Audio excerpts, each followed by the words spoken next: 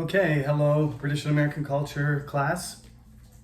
It's Friday, although I'm pre-recording this, so you're going to see this on Friday, but it's not actually Friday. You should have by now done the quiz. Hopefully it went well. I don't know the results because it's in the future. We'll talk about that next week once I get all the data and see how it went.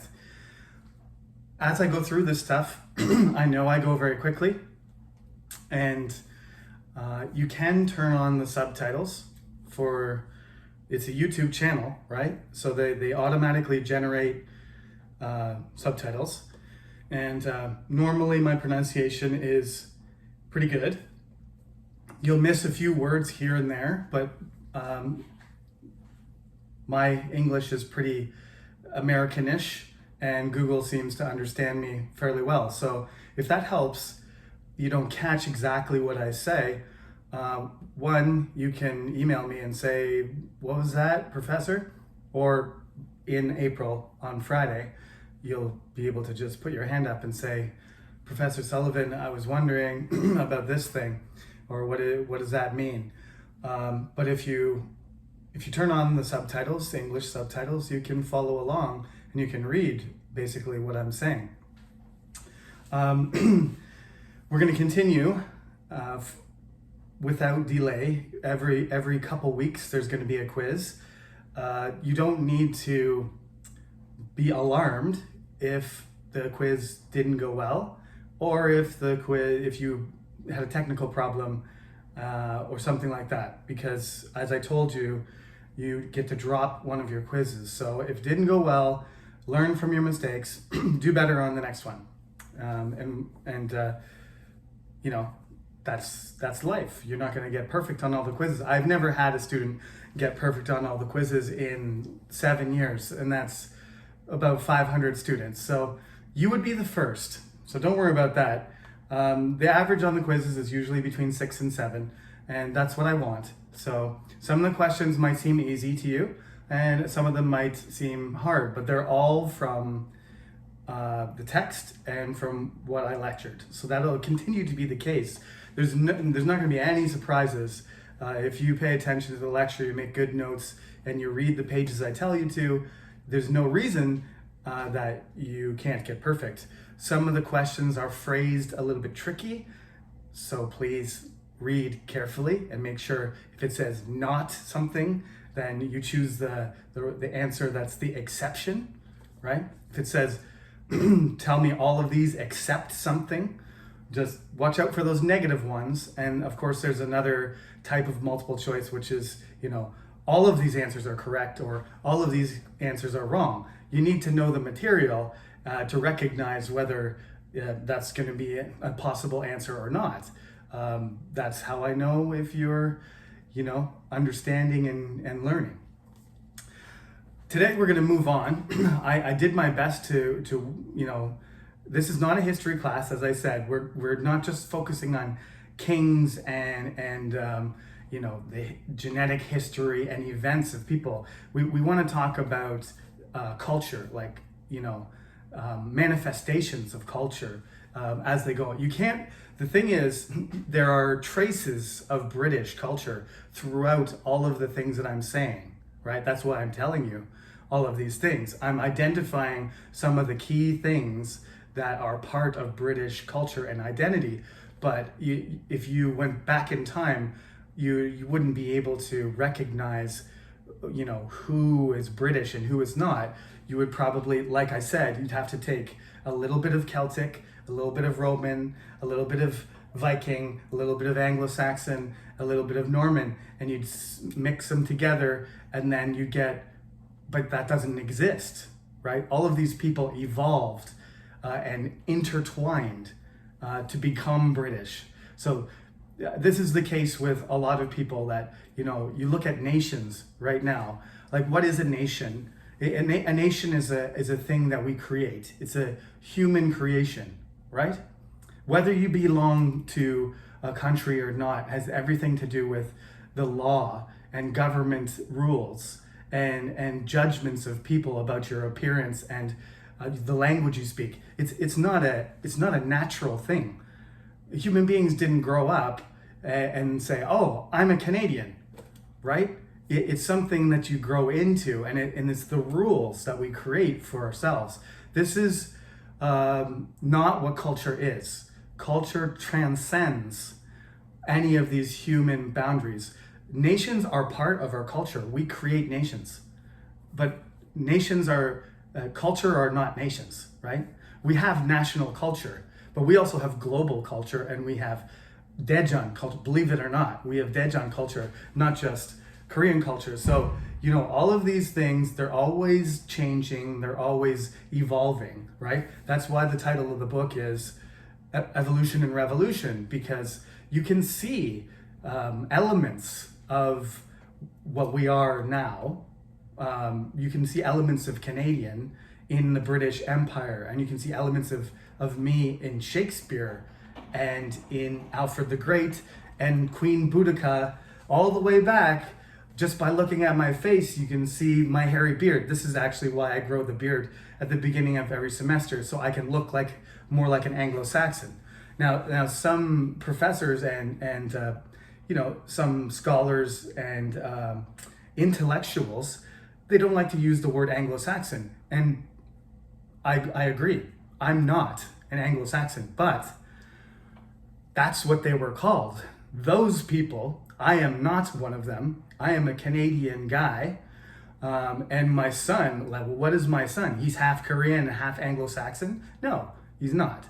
He's Canadian Korean, and he's probably got a variety of Asian, genetics mixed up there. And I contributed a whole bunch of Irish, English, Scottish, a little bit of Italian, French, probably some Dutch in there, maybe a little bit of Danish and Norwegian. I don't care. That's not what his identity is. He's not a product of his genetics, right? So what are we a product of? We are a product of our environment, and what influences who we think we are. Sometimes what's more important is what people think, not what actually is the case, right?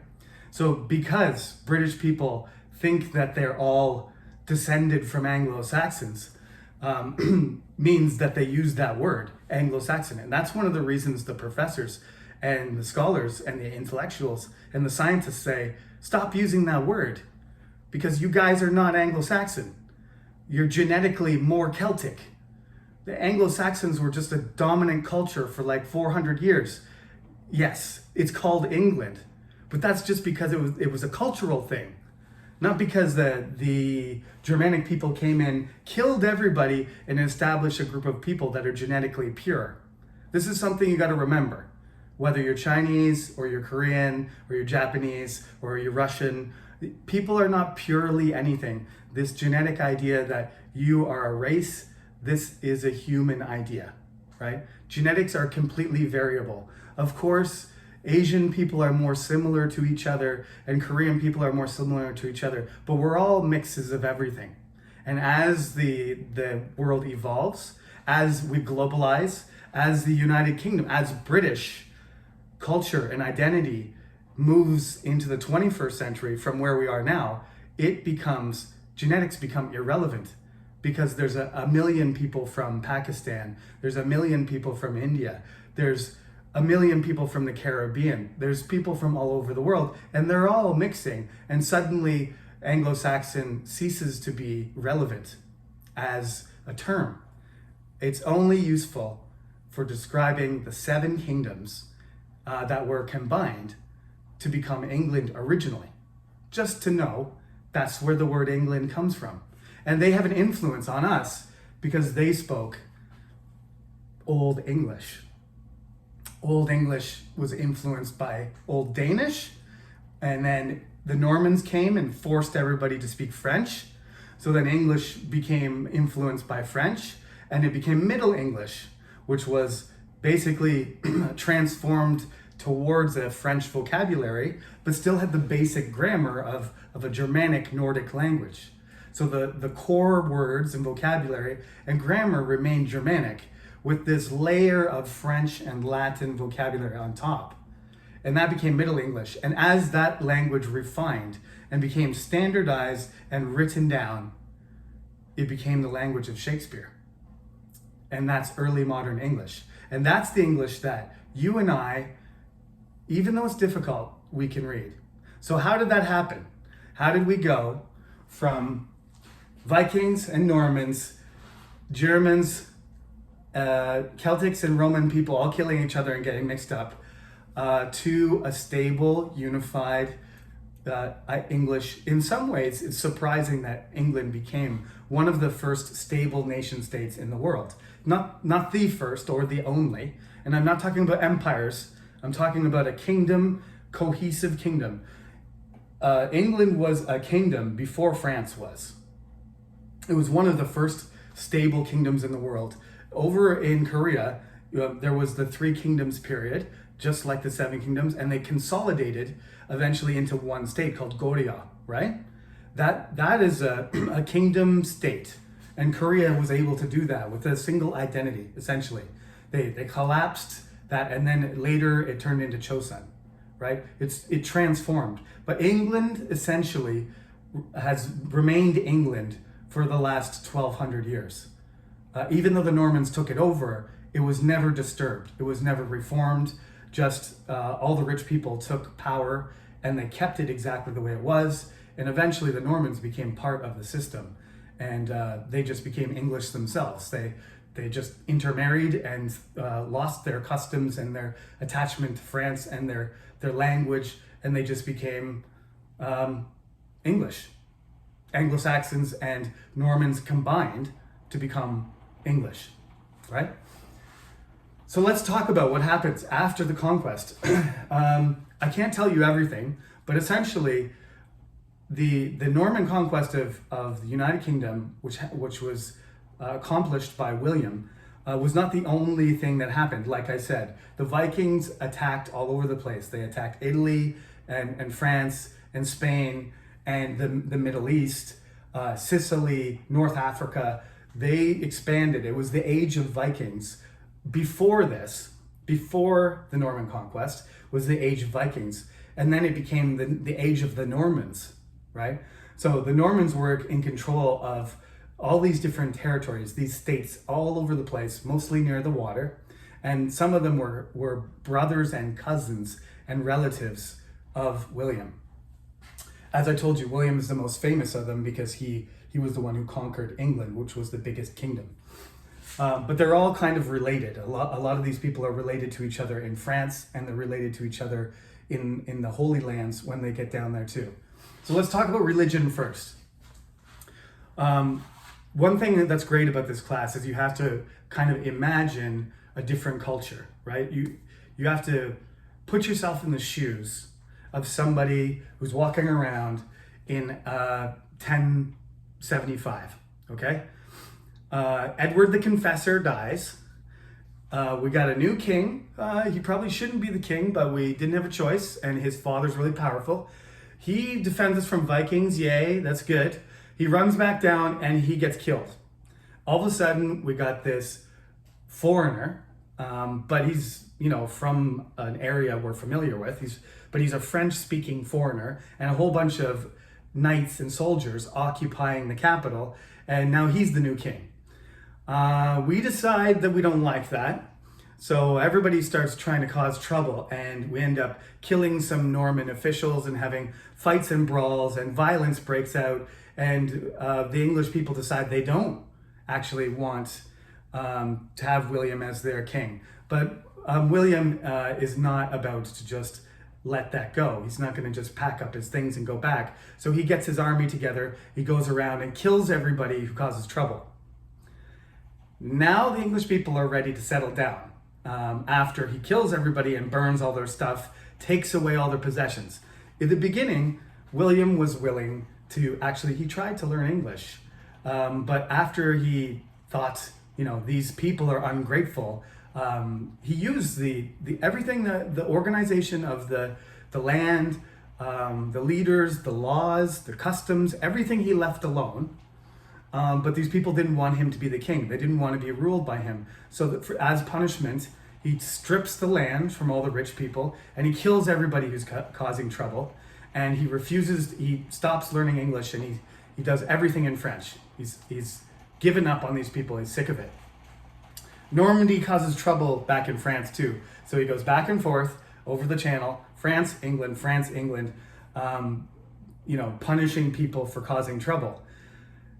Obviously, he's exhausted after a while. The people don't live that long in these days. He's been on a horse hunting and fighting his entire life. He's really fat, and one day he's supposedly hunting, and then he has a hunting accident where the saddle of the horse punctures his stomach, and he's really overweight, so the saddle goes right into his stomach, and it's very painful. It causes an injury that doesn't heal, and he dies. There's a service for him, there's a funeral and everything. Just to tell you something interesting so that you'll keep watching this video. The story is that they had, a beautiful church, and they had a serious ceremony praying for his soul and everything. And they prepared, a coffin, a box to put his body. But when they tried to put it in there, they had measured him, a while before, and he had continued to get bigger. So he was too fat to get in the box. So they tried to push his body in the box, and then his stomach exploded. And the smell is so disgusting. I hope this keeps you watching the video, but it's not a funny story, but it's because it's 1,000 years ago. Supposedly his stomach ruptured and he was dead. So it had been, several days. It wasn't frozen or anything, so it was rotting. His body was rotting. So this terrible smell filled the entire church. And everybody was almost vomiting, and then they had to finish the service and quickly take his body out. And that's how the greatest, the first king of the English kingdom in the Norman era died. He's dead, so he's not embarrassed. But that is a bad way to go, an unfortunate way to go. So he's gone.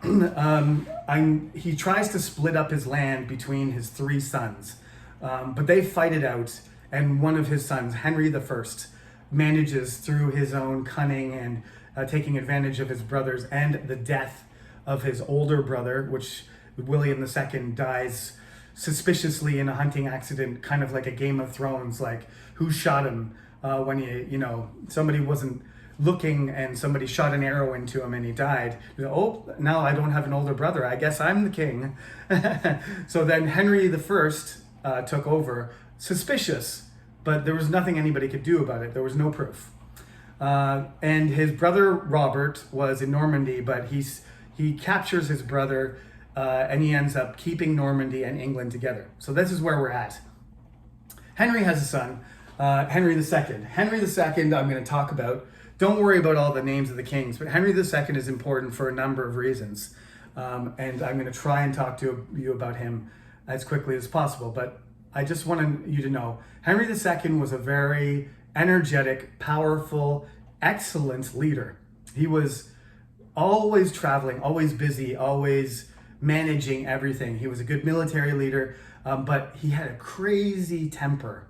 He was easily angered. He lost his mind. He used to, yell and scream and curse and get so agitated that he'd supposedly, get down on the ground and because of so much inner anger, he'd just chew the carpet. He'd bite the carpet with his teeth. This is the king. It sounds like a rich, spoiled kid in a castle. Who's got some mental problems, but he probably did have some mental problems, but he gets so angry and frustrated, anxious that he just and then get on the floor and just start eating the carpet. That's Henry II. Henry II is also an excellent military leader and administrator and also an intelligent leader. He's got these two-faced, he's got these 2 sides. The Crusades start happening. I'm going to talk about that in a minute. We're going to have to rewind for a second after I talk about this. But basically, on the Second Crusade, he's supposed to go along, but he doesn't. The King of France goes, and he goes with his beautiful wife, Eleanor of Aquitaine. she, for some reason, decides to go on the Second Crusade with him. It doesn't go very well because basically she's flirting with other men and hanging out with other guys while the king's right there, and he's trying to, fight against, Muslim armies and, the forces of Islam, the Islamic armies that are in control of Palestine. And meanwhile, his wife is kind of like flirting and cheating with him with everybody around him. So they're, having a lot of friction. And then it doesn't go very well. The Second Crusade fails. Some of the leaders die. Everything falls apart, and they end up going back. And the King Louis gets divorced. And despite the fact that Eleanor is older than Henry, Aquitaine is a big chunk of France, and because she married the king of France and her kind of, combined Western France and Central France together. But when she divorces him and she runs away to England, she gets married to Henry, and then suddenly a big piece of Western France belongs to England, right? So they have Normandy in the north. I'm going to have to draw a map of this next week so that you can follow all this. But basically, this is going to create a big problem between the kings of France and the kings of England. But Eleanor of Aquitaine is a very interesting woman. She's independent, she's intelligent, she's willful, she's assertive, she's aggressive, she's scary. She likes art and poetry. She's emotional. Obviously, she's loving. She gets married again, so she divorces the king of France and then runs away to the king of England. This is like a romance, right? Sounds like a fairy tale. They get married. She's older than him, but they have 4 kids anyway. And those children will grow up to be very important people. 2 of them will be kings, and they will be immortalized in the legend, the story of Robin Hood, even though that's not quite historically correct. So Henry II, crazy king, who's a good king, but he's crazy. He gets married to Eleanor, has 4 of these future important children, powerful, important children, and his queen is a very interesting woman too. Encourages the arts and everything. So the next important thing about Henry, there's lots of important things, but he wants control of everything. He's a control freak. One of the reasons he chews on the carpet is because he wants power and he wants to control everything. And when he can't, he chews the carpet. So the Archbishop, the person in charge of Christian religion in England, is the Archbishop of Canterbury. And when the next Archbishop is chosen, he gets his friend, Thomas Becket, to become the bishop. And he's like, yes, I won't have to argue and debate or be concerned about the rules or the power of the church, because my friend is going to be the guy in charge. However, although they were close and they gambled and they played together and they drank together and they womanized, when Thomas Becket became the Archbishop, he decided he was going to take the job seriously and he was going to do a good job and be a real Archbishop, not just do whatever the king said. So King Henry started chewing the carpet immediately because he's incredibly frustrated and angry that he thought he could control the church, and now he's got a person who was even worse than the last, because Thomas Becket refuses to do anything that's not strictly by the book. He's trying to be a very, very devout and professional. He's trying to be follow the rules and be honest in his conduct as the Archbishop. Okay? And so this leads up to a conflict, and it goes on for years and years. He actually runs away to France, and then he comes back, and he's afraid that he's going to get killed. And the story goes that one day, after chewing the carpet, Henry II says, will no one rid me of this turbulent priest? And 4 of his knights overhear this, supposedly. They're like, oh, the king really wants this guy gone. If we take care of this, he's going to be really happy. So off they go to Canterbury, which is the holiest place. It's the place people go for pilgrimages in the future. This is the reason Canterbury Tales was written by Chaucer. There's a cathedral there. It's in Kent. It's pretty close to France. So, it's kind of the first point. This is where the Archbishop is consecrated. He has the power of the Catholic Church over the entire kingdom. He's in the church praying, and the knights come in and find him and tell him to come with them, and he refuses. And they say, if you don't come with us, we're going to kill you. And he refuses, and he continues to pray. So one of the knights slashes his sword into his head and cuts him from behind. He chops his head in half, and the body falls down on the altar in the holiest place in England. The Archbishop dies right there, and then they run away. The entire country reacts, obviously, with horror that you're not supposed to kill priests anywhere, and you're not supposed to kill the head priest, the most holy person, the most important person in the English church, in the holiest place. That's supposed to be safe. Nobody's supposed to do anything violent there. That's what they do. They kill him right there. Henry II is punished by the Pope. He says, you're not going to be part of the church. You shouldn't be the king anymore. And he has to beg for forgiveness and penance. And the king has to, strip his clothes off, and they whip him as punishment, and he has to pray for forgiveness. And then he's allowed to remain king. It's a pretty big deal. They bury his bones there. The Pope turns Thomas Becket, who wasn't an exceptionally great guy, except for the fact that he stood up for the church, bury his bones there, and they make a shrine to Saint Becket. They canonize him almost immediately. He becomes the first English celebrity. People come from all over, not just England, but all over Europe, to visit the shrine, to pray, and to ask for help, for forgiveness, and for assistance through the contact and through the presence of Saint Becket. Okay, so this is what Catholic religion is like. It's a dominant thing politically.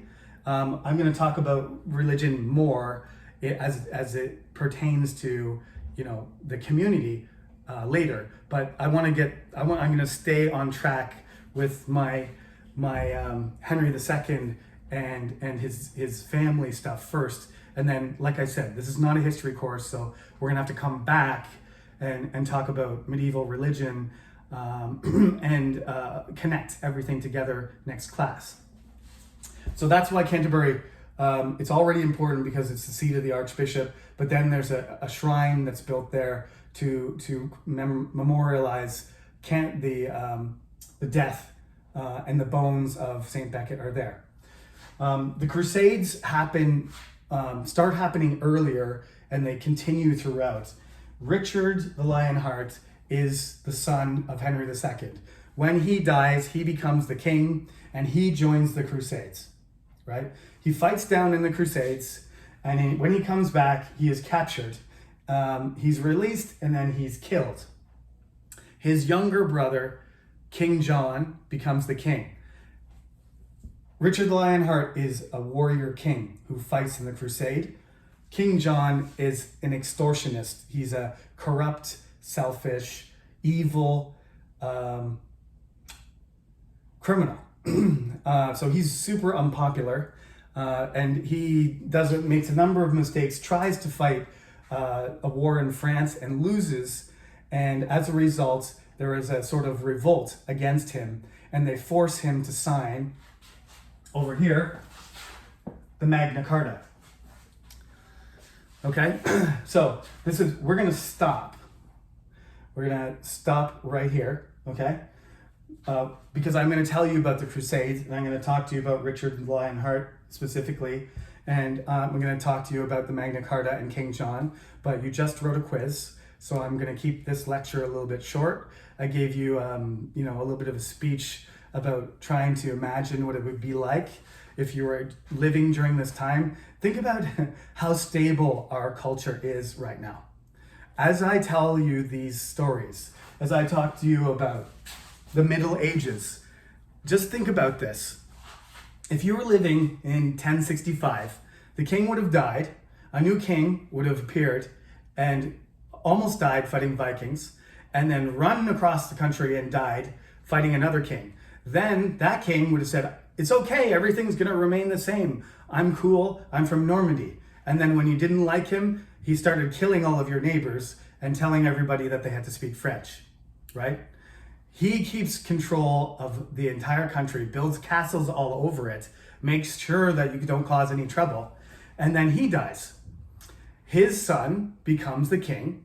His second son takes care of Normandy. Okay, no big deal. The third son, he's just got a bunch of money. He's waiting around. Then the first son, the king, suddenly dies in a hunting accident. Okay, so now the second son, he's the king. All right, Henry I is the king. Okay, he's still speaking French. He's still Norman, still doesn't care about us. But this is our new king, fine. The people in Normandy, they're following Robert, Duke of Normandy. He goes to the Crusades, comes back, his brother captures him, and then says, Normandy belongs to me. So now his younger brother is in London, in the Tower of London, locked in a jail for his life. And now he's the king. He dies, you get Henry II. Henry II likes to chew carpets. If you don't behave, he kills you. But he's a strong leader, and everybody pretty much appreciates a strong king. So he's running around, making sure the country is running well, taking care of the kingdom, right?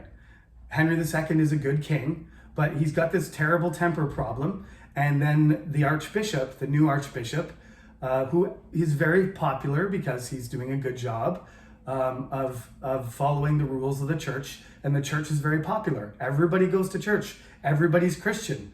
So Thomas Becket is a very popular person. The king hates him, and suddenly some of the king's men murder him in his church. Now, all the people are so enraged, including the Normans, not just the English. Everybody is shocked. So shocked that they make the king get treated like a prisoner, and they beat him until he feels bad and begs for forgiveness and prays. And then they let him resume being king. Then he starts fighting the king. Richard and John and his brothers decide that they want to take control of the land, but so they're going to fight their own father. So Henry II starts fighting his own children, but he's old and tired, and he loses, and he dies. Okay? Eleanor of Aquitaine, him and her, when they got older, they didn't like each other. So she was on the side of her children, and Henry was fighting his queen, who was his prisoner. And it's a very Game of Thrones type story. All right? So that's all you need to know about that. Don't forget about the significance of Becket and Henry II. Some of the stuff is in here. I will talk about the Crusades briefly, more about the significance of religion, but this is the next part of the book that you need to read. You can read it just so you know what I'm talking about. I'm going to talk about the chain of being and everything next class. So just read from 69 to 74. It's 5 pages. That's it. Just read 5 pages and you'll have an idea of what's going on. I'm just filling in the gap. And once you read that, I will talk about the 14th century, which is a very important century because there's famine and war, there's the Black Death, there's revolution. And once we're done that, we'll be moving into more familiar territory. Henry VIII, Queen Elizabeth, Shakespeare, and the other people you probably know. So next lecture, we'll finish up talking about the Crusades, Magna Carta, and then we'll get into the 14th century with plague, death, and war. That sounds pretty similar to what it's like these days, but worse. So hopefully it'll give you some perspective. All right, don't mean to leave it on a dark note, but that is, the 14th century is a dark one. So that's what we will be discussing on Monday. I hope you did well on your quiz, and please enjoy your weekend. Talk to you next time.